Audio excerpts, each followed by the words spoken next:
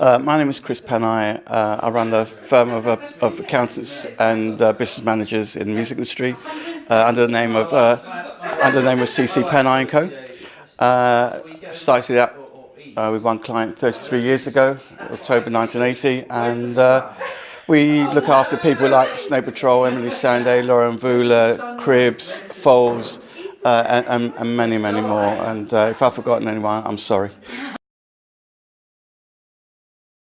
What gives me goosebumps is when I go and see an artist for the first time and you can see the real talent coming out.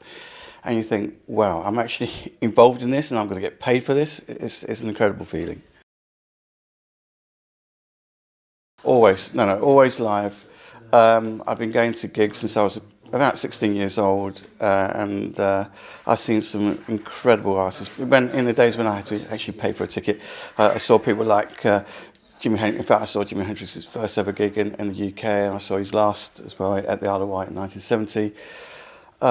Wilson Pickett, James Brown, Marvin Gaye. I mean, all the great artists. I've been to see them, and now, of course, I get to see the new great artists as well, and to be part of that is a blessing. I mean, really, it's not. I don't think it's a job. It's something that is incredible, and I feel extremely fortunate and privileged to be doing what I do.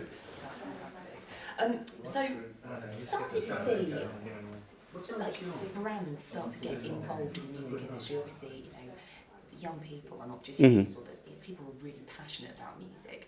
It's something they love, and brands are obviously trying to get involved in that. Do you have an opinion? Do you think that's a positive thing? I think branding is starting to give artists an opportunity to have another income source, because ever since record sales have declined, I mean, they barely exist. I think in Music Week this week it said who is going to sell 1 million albums? Well, there aren't that many people selling 1 million albums. When you think that Emily Sandé was the biggest selling artist last year with just over 2 million albums, it's ridiculous, really, because it's an incredible album, and for her to only sell 2 million, it's unfortunate. So branding is a very important income source for young artists to fund their art. I mean, the one that really benefited the most in his career just completely changed and went a completely different direction was Plan B, when he donned the suit and the shirt and tie, and suddenly the brand started to look at him, and he did very, very well out of it. So I think branding is important because it affords young artists the capability and financial capability to record and show what they can do and show their quality and their creativity.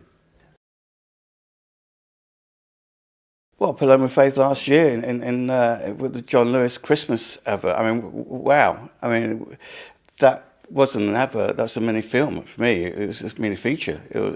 The faction made a fortune out of it as well, and record sales improved.